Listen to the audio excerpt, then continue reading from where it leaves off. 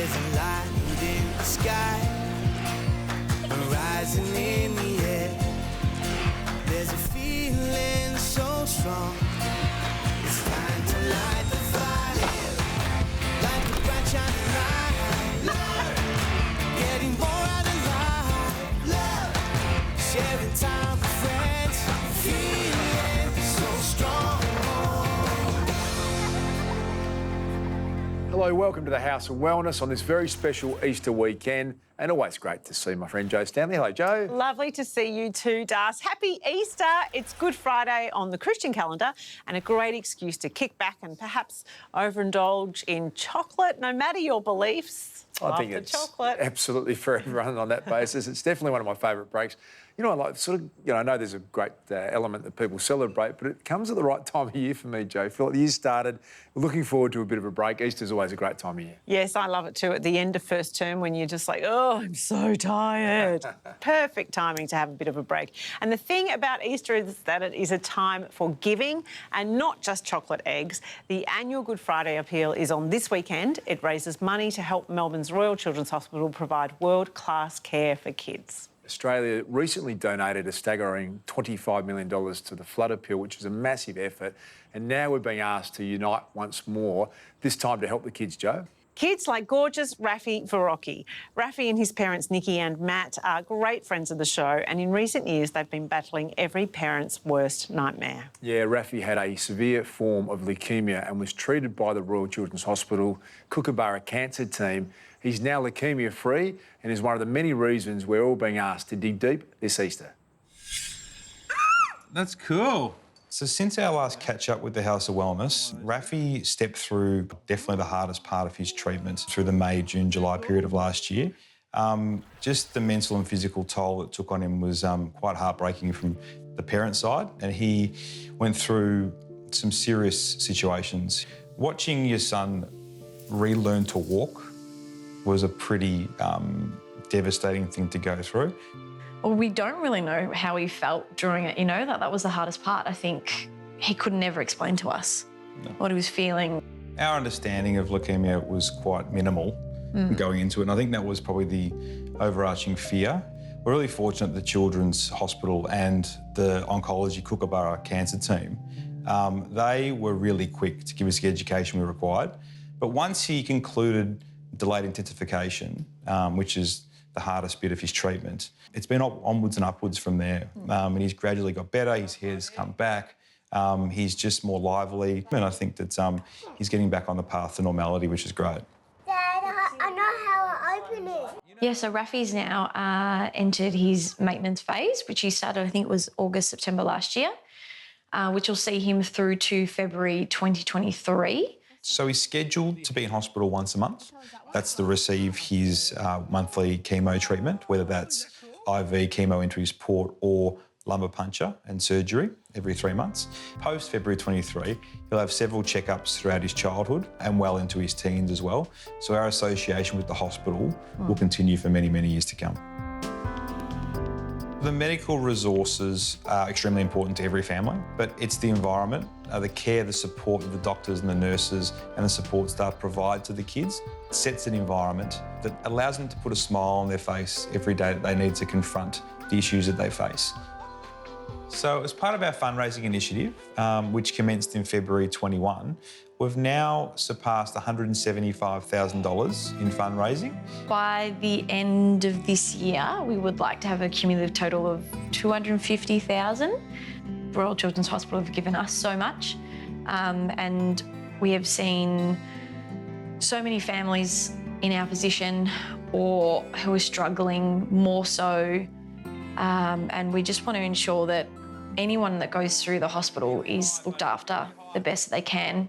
And if we can do everything we can to assist, we will. Go! Yeah! He's thriving in what you'd expect as a parent. When you're moving to parenthood, kicking the footy with your son and playing basketball outside. Those little things that don't mean a lot, they're the things that got taken away from him in that year. And it's just cool to see him back loving that side of life. Say thank you. Thank you. Yeah. House of Wellness. Can you wave? A kiss. You can get behind Rafi and all the kids by donating to the Verrocki's fundraiser. So far, they've raised an incredible $175,000 overall, Joe, and they have their sights set on $250,000 by the end of the appeal. Oh, it's an amazing effort. Since the appeal started way back in the 30s, it's raised almost $400 million. And some of that has been via an event that is close to your heart, Dars, the annual Kick for Kids AFL match. Yeah, it's in its 6th year. It's the Bulldogs taking on North Melbourne at Marvel Stadium. There was always a little bit of debate about whether or not Good Friday was the time to play football. The fact that it is linked to the Good Friday appeal has resonated with so many people. So hoping for lots of money and a win for the Bulldogs. And it's a very special day, I think. There's a real vibe in the crowd. Absolutely, Yeah. Well, the match is happening this Good Friday, plus there are a host of other events happening around Melbourne. And for those who don't live nearby, you can still donate and watch online. Our coverage of the all-important Good Friday appeal and the help it provides continues right after this.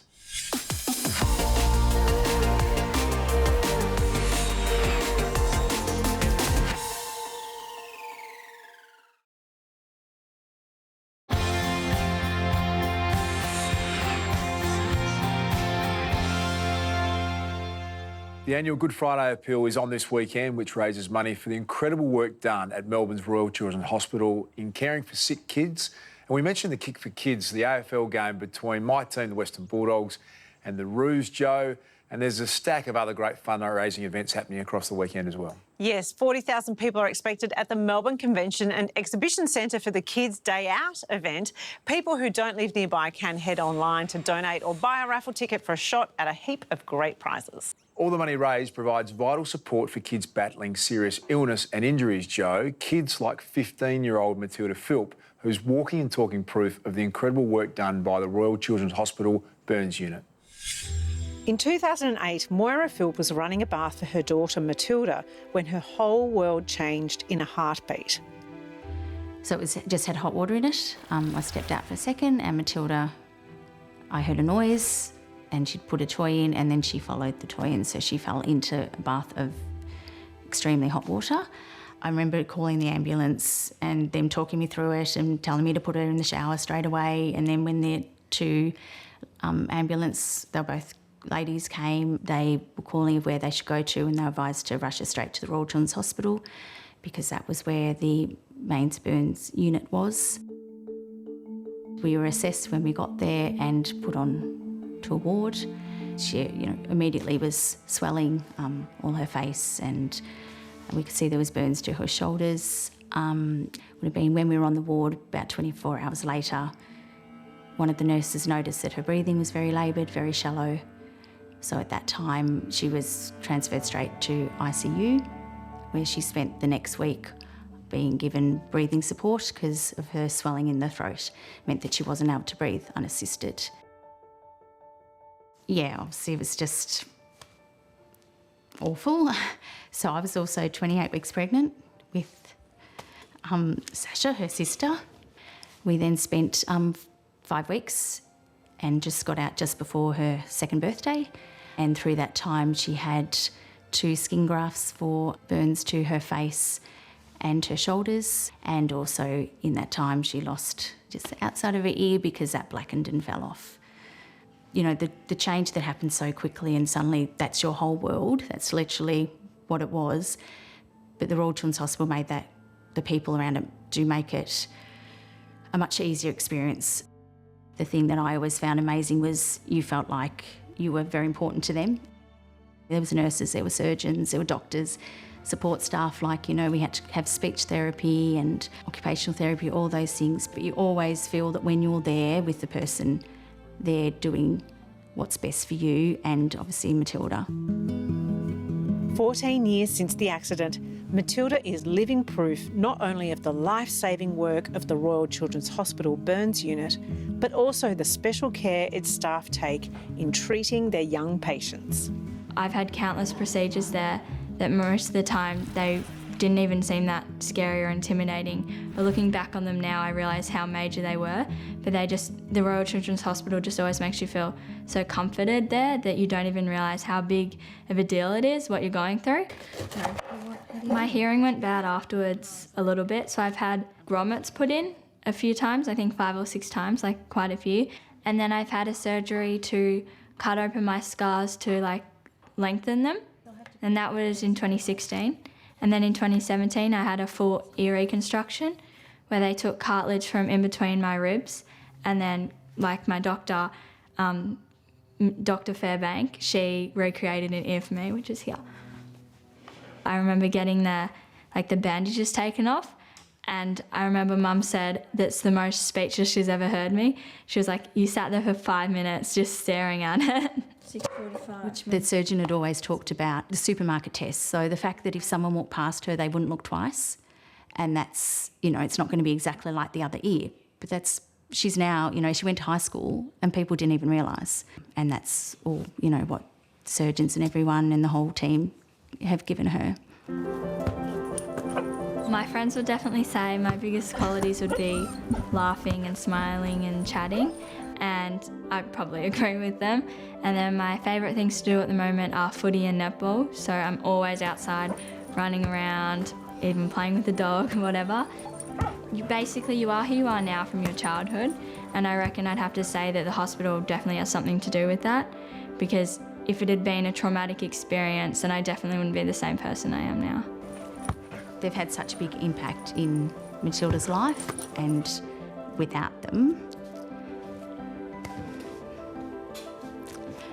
she wouldn't be here. And I look back now and, normally I'm fine. I look at her and how well she is, but it does make you realise, and the Good Friday appeal makes you realise that that's what they're doing all the time. They're saving people's lives, and that's what they did for us. Up to 1,000 kids in Australia and New Zealand are admitted to a burns unit each year, Jo. And most of those injuries happen in the home. Burns and scalds are a leading cause of injury to toddlers because they're so curious and they move so fast. Back in the day, we were told to run cold water over a burn if the kids ever got a serious burn for around 20 minutes, which I think is still the most effective treatment, Jo. All burns can be serious, and the Royal Children's Hospital deals with all kinds of burns injuries every day. It's an extraordinary team that brings its own unique level of care to kids in distress.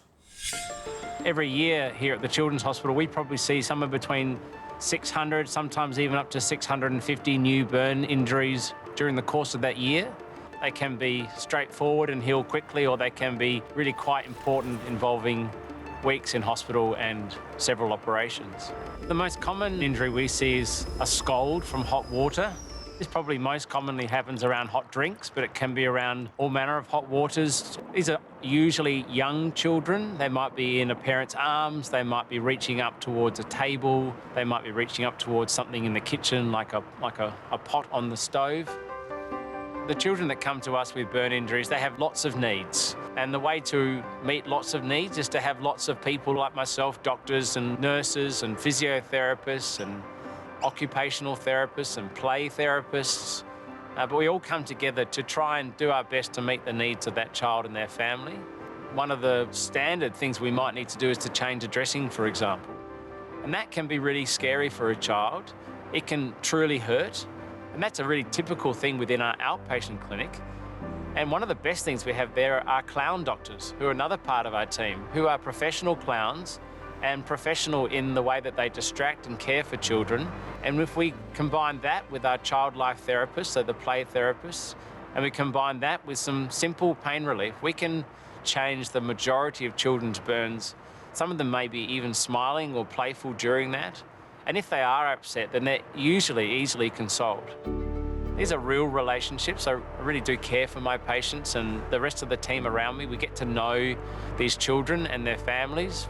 I still see patients years on where we carry that friendship into even greater levels of just really being attentive to each other's lives and seeing how they're growing. And they might ask me about my life and my family, and it's a genuine interest and concern that they show, and that's a really special thing, whoever you are in our burns team, that people care for us just as we've cared for them.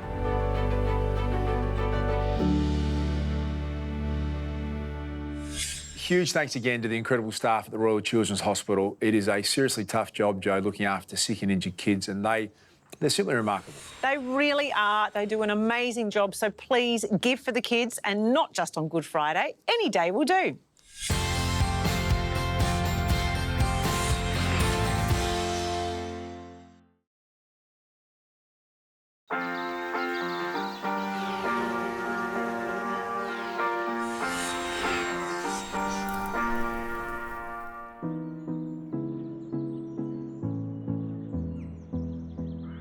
We are in the Royal Botanic Gardens, Melbourne today, GQ, in a place that you should be very familiar with, the herb garden. And what a magnificent garden, Heinzie, and for very good reason, because there are many plants that play roles in our overall health, particularly this one, Curcuma longa, the roots of which provide us with the herb turmeric.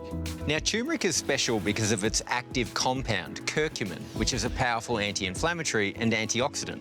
Antioxidants come in many forms, but essentially they have the same fundamental role. They scavenge for free radicals, which are made by our body as part of oxidative damage, which we see as illness and ageing. They stimulate our own body's defences, supporting general health and well-being. Hey, don't forget about the flavour factor here. Turmeric, with its vibrant yellow colour, is a bitter spice that lends itself perfectly to curries and relishes. That's right, Heinzie, but turmeric and curcumin are not well absorbed from food, so many people prefer supplementation for higher bioavailability and a concentrated dose. So what you're trying to say is I shouldn't be harvesting this for my next turmeric latte? Well, you can. It will give you that perfect yellow moustache that you've always wanted. You know what? I reckon I'd look good with a yellow moustache and goatee. You would. The A to Z of Vitamins is brought to you by Go Healthy's Pro Curcumin Active, a convenient, high-strength, one-a-day formulation to help support general health and well-being. That was Heinzie and GQ there, hopefully not encouraging people to dig up the Royal Botanic Gardens, Joe. Now, let's change tack. You and I are both absolute lovers of dogs. Daisy, your Labrador, been known to chew things occasionally. How is Daisy? Well, the latest is, we have this beautiful stylist here, Meg, who keeps us looking very sharp week in, week out in what we're wearing. Well, we had a wardrobe fitting at my house and I thought I was watching Daisy like a hawk because she's a bit of a thief. As we were leaving, we discovered on her bed one of Meg's shoes that I just torn to shreds. Oh. She's ripped it apart. I was so embarrassed. I felt terrible. Daisy had grown out of that, Joe. Now, you know Dennis, the blue staffy, who is the #1 in our family by far. He got this incredible ability to just find who needs attention and goes their way. Bit of a fight on at the moment. Everyone in the family bar me thinks we need a second dog. I'm not going to win that argument, am I? No, I don't think, because think of the cuddles, having 2 puppies to cuddle. Yeah. That's amazing. And we all know puppies, cuddles and books are the best things in life, which is exactly why the Story Dogs program came about. It gives kids who are struggling with their reading a patient, non-judgmental listener who won't care if they stumble over a few words. Rosie's hat blew off a cliff. Blue, snuff, snuff. Although it doesn't always come easily, Rose Matthews is a big fan of reading. What's that? She even likes reading to others, so long as her audience also happens to be a teacher's pet. When I'm reading to Honey, she makes me feel really, really confident. She's really relaxing and when you read to her, she's just calm and she lies next to you. Honey is a story dog, an expert listener who pays regular visits to young readers all over Victoria, along with her human, Jackie McMillan. I always wanted to do therapy work with Honey, and I was looking around for different things that I could do with her to help other people, and I came across Story Dogs, and I thought, what an amazing combination of things. I like reading, I love children, and I love my dogs, and I was sold on it then and there. Each Story Dog volunteer visits their school once a week for a block of 2 hours. In that time, we see about 5 or 6 students, just one-on-one, and the children get to choose which story they would like to read to their story dog. I'm gonna pick this one. What's it called? Honey, the story dog. Oh my gosh, it's a book about Honey. You know, whatever book they're into, even though Honey does like hearing books about dogs, and they know that, sometimes they do choose dog books because they want Honey to enjoy the experience as well. And they give me lots of cuddles. Oh, and you give Honey lots of cuddles too, don't you? Well, I like reading to Honey because she cuddles up to you and helps you read. And she makes me want to read more. But when you're just reading by yourself, it's kind of a bit boring. One of them is reading chapter books now, so that's such an improvement. That's fantastic growth, isn't it? Yeah. Georgia Can is the teacher who introduced the Story Dogs concept to students here at Emmaus Catholic School in Ballarat. Oh, she's very popular. There'll probably be a queue of staff as well. Yeah. I think the greatest thing about the Story Dogs program is when they talk to you about how you might choose the children who are going to engage with it, that it's not only about reading. Reading is obviously extremely important, but it could be for children who are having behavioural challenges, who are refusing to come to school. So we're open to trying new things and to seeing how we can best support children to love coming to school. Golden flowers, golden fur. She likes it when you sing to her. Oh. And they also feel really honoured, I think, to have a position with Jackie. Really, if we had Jackie 5 days a week, there would still not be enough spots. Sleepy now from play outdoors.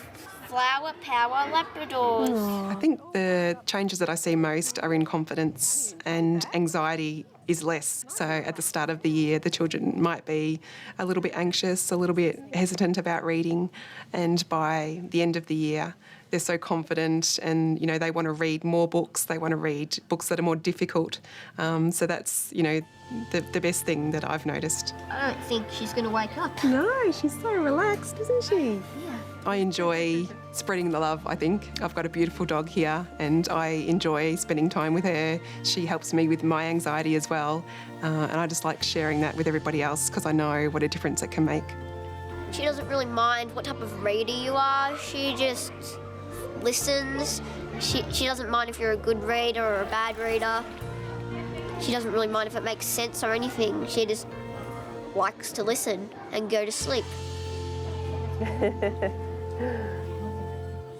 There is no end to how dogs are being used these days, from autism support dogs, mobility assistant dogs, allergy detection dogs. We know guide dogs have been an incredible support to the community, and there's probably a few I haven't named as well, Jo. Well, here's a new one from the US, Snuggle Dogs. So these dogs are all about patient calming in situations where a dental patient, for example, might be feeling a bit anxious about having their teeth drilled. I get anxious about getting my teeth drilled, but I'm not sure I want Dennis in the room with me, Jo. I know, can you imagine Daisy? She'd put you out of the chair. But it's, you know, those sweaty palm scenarios usually, but this isn't just a case of the dentist bringing his pooch in for the day. There is a science behind it. A study in Mexico recorded lower blood pressure spikes in a sample of very anxious dental patients when a dog was placed on their legs when they were in the chair having treatment.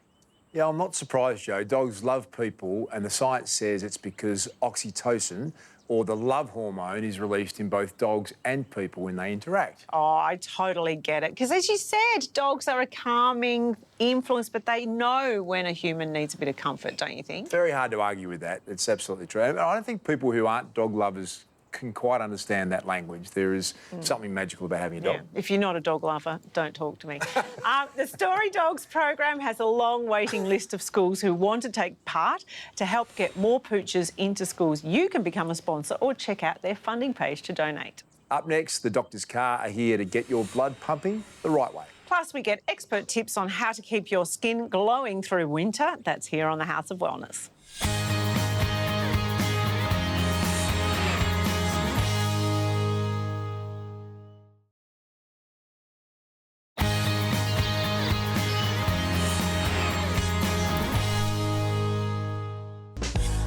Winter skin is a thing, so as we move away from summer into the cooler months where the humidity drops, the temperatures are lower, more than 50% of Australians suffer from skin dryness.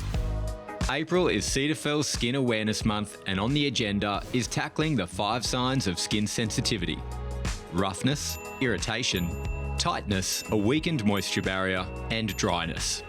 Skin hydration is really important because it helps us sustain our normal skin function. And in addition, if your skin's nice and hydrated, it looks more radiant, more supple. Hyaluronic acid is a humectant, and this means that it's a substance that can draw and retain water. And in fact, hyaluronic acid can retain water up to 1,000 times its weight.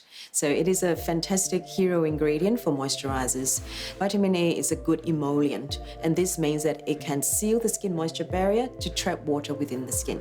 In addition, it's also got antioxidant properties that can help protect our skin from environmental stressors like free radicals from environmental pollution.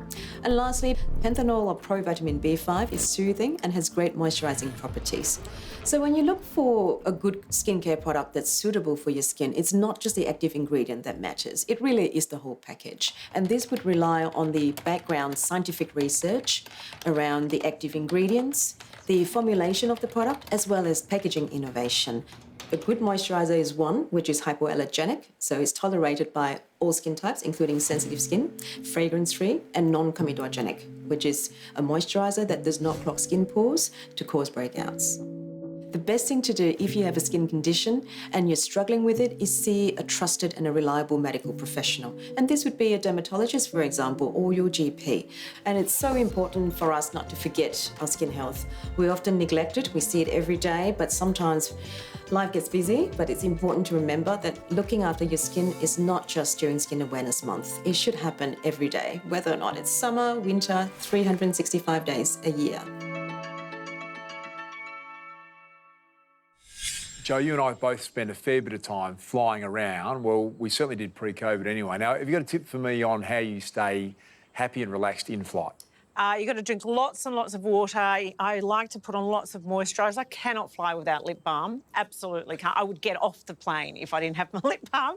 And if you're on a longer flight, I think you have to get up and move around a bit. Now, I don't know if it's just me. I've been back on some planes in recent times. Are they getting smaller, the leg room, or am I getting taller? You are very tall. Well, I tend to spend most of my flight walking around, getting up, stretching the legs. I find that's meditation time for me. Absolutely, close your eyes and recharge the batteries. But I genuinely need to stretch out on a flight, particularly one that's got, over an hour or so in it. Yeah, I imagine that you're always about the aisle seat. Absolutely. Yeah, no, I like the window seat.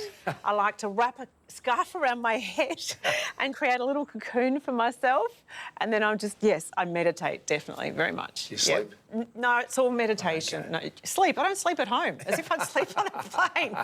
But it was only a relatively short time ago that we all became aware of the risk of developing deep vein thrombosis or blood clots caused by being cramped and sitting still on long flights. Most in-flight magazines now, Joe, have tips on how to avoid deep vein thrombosis, but blood clots don't just occur on planes.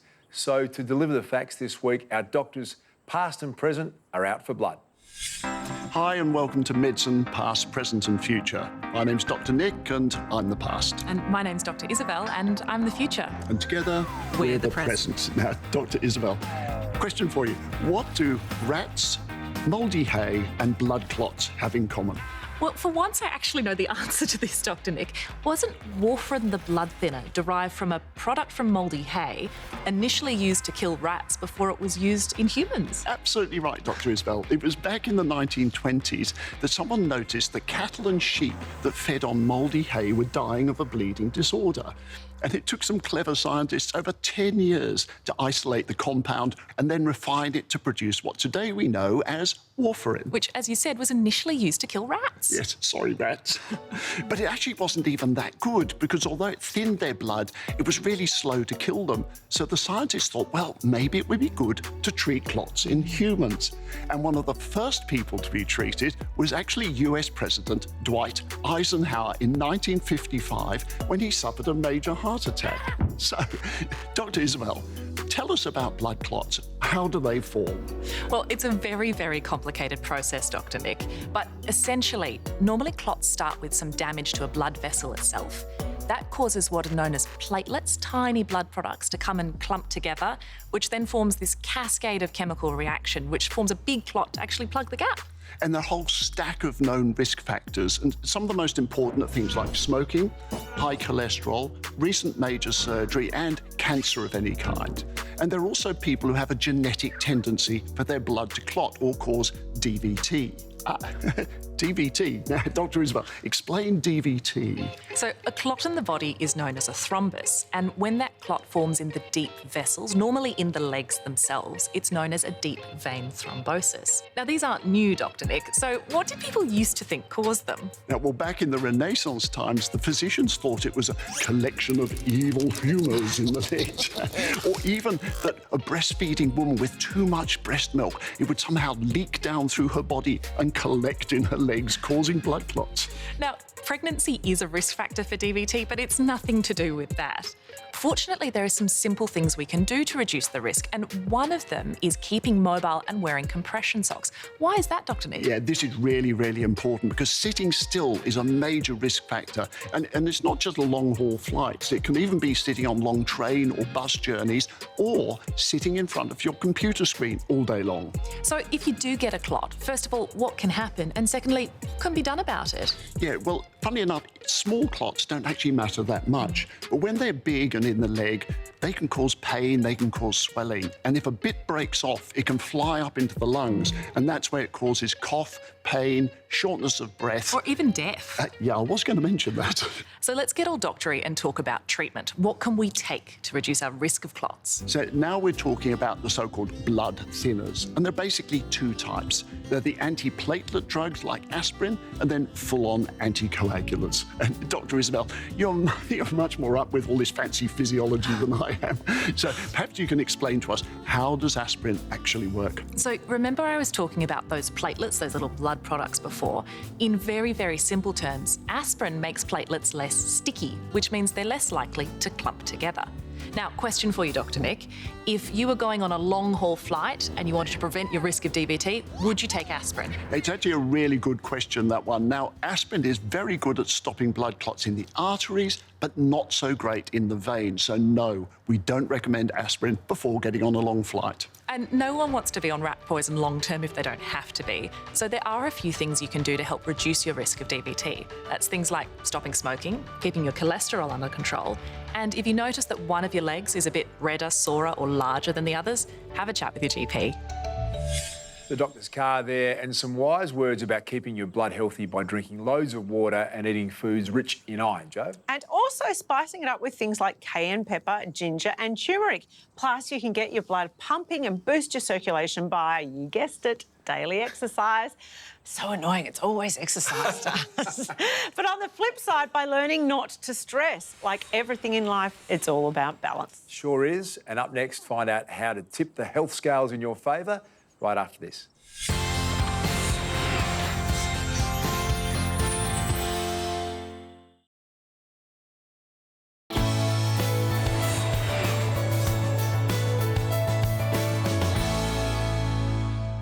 When it comes to our health down there, we blokes don't normally think of the plant world for help. But like most parts of our body, herbs have a role to play. Saw palmetto, or Serenoa repens, is a palm plant indigenous to the southeastern areas of the United States, where it's been traditionally used in Native American medicine. It's been long relied upon for its aphrodisiac and libido-enhancing properties, but the herb offers so much more than just getting you in the mood. Men's reproductive organs and systems all reap the benefits of saw palmetto. It supports healthy prostate gland function, which is key to the production of semen. Trips to the bathroom are also assisted, with saw palmetto playing a role in maintaining the urinary tract. The berry fruit of the plant has all the power when it comes to our private parts. But before you boys rush off to the United States, saw palmetto is available in supplement form. Look for a convenient, high-strength, one-a-day standardised extract, and this ensures that you get the active content within the herb. With such important responsibilities in reproduction, pleasure and removing liquid waste from the body, no male should ever be concerned about exploring any avenue to get things moving again.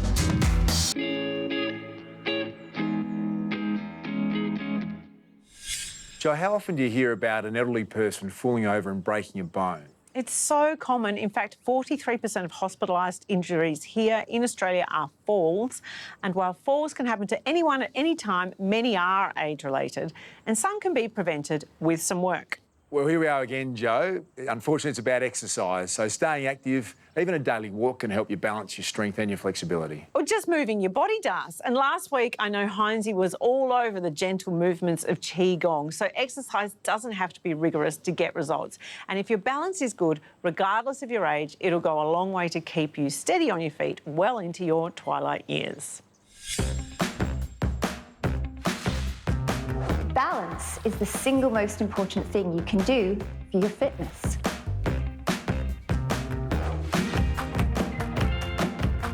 Falls are the most common cause of injury death. That's just from slipping or tripping over.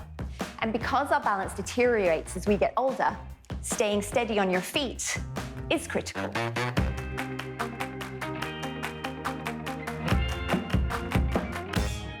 The best test of balance is to see how long you can stand on one leg, first with your eyes open and then closed.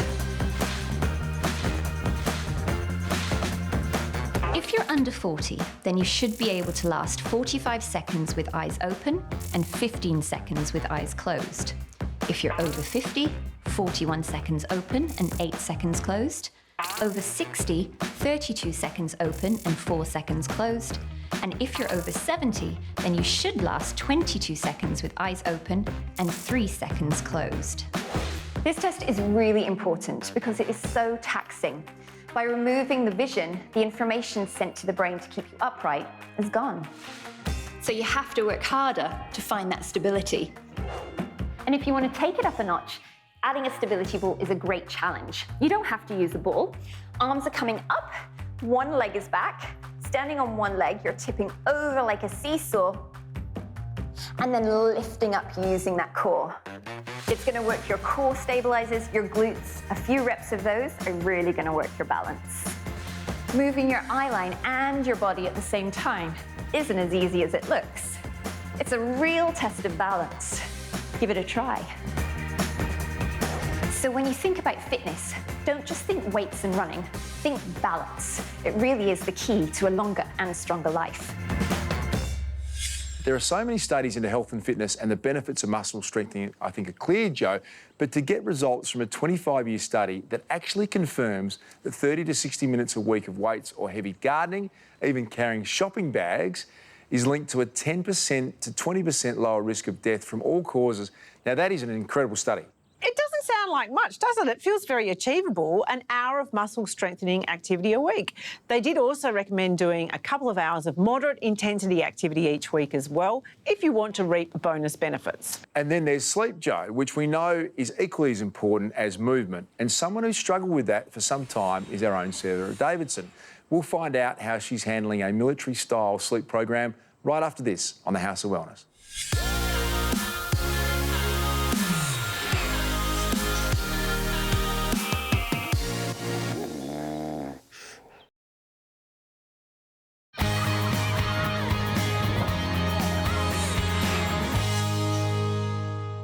It's Easter, Joe, and that means dig deep for the kids and give to the annual Good Friday appeal. And when you think about it, Joe, if you have kids, the chances are you've probably done an emergency dash at some stage to the Royal Children's with one of them at some point. Have you?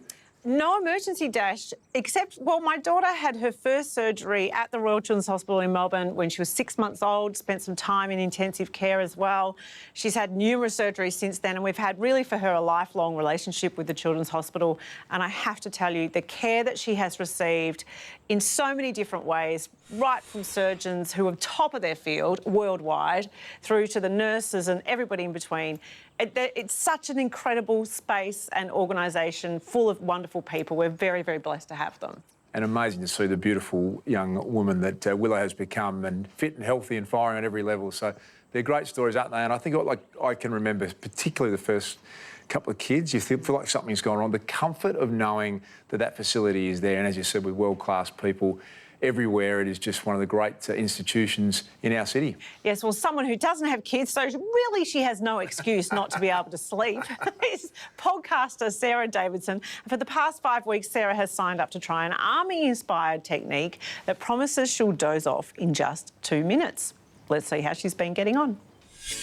5 weeks into the 6-week challenge, and I have to say I'm definitely noticing the difference now. I feel like repeating the same technique every night is really building up a muscle memory, so it's making it so much easier to fall asleep in what feels like 2 minutes more than half the week, which is a big change for me.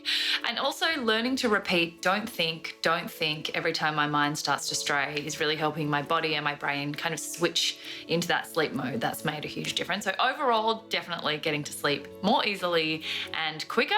We've got 1 week to go, and I wonder if that turns it into a guarantee, but so far so good. Well, Sarah's about to hit the magic 6-week mark, so we'll do our final check-in to see if she's now falling asleep with military precision next week. And I tell you what, if it works, I think I'm in, Darcy. Yeah, I love it. 2 minutes straight to sleep. Now, that's it for our show for today. Please dig deep for the kids and support the Royal Children's Hospital appeal. You can hear me and Gerald Quigley on the House of Wellness radio show every Sunday. Thanks as always to our great friends at Chemist Warehouse. We'll see you again soon.